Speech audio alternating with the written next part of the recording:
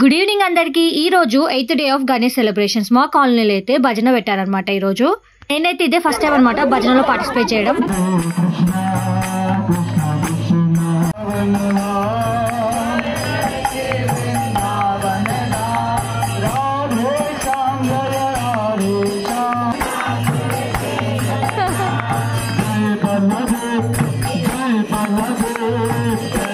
ఆ చిన్నోడు చూడండి, అందరు భజన చేస్తుంటే డాన్స్ చేస్తున్నాడు.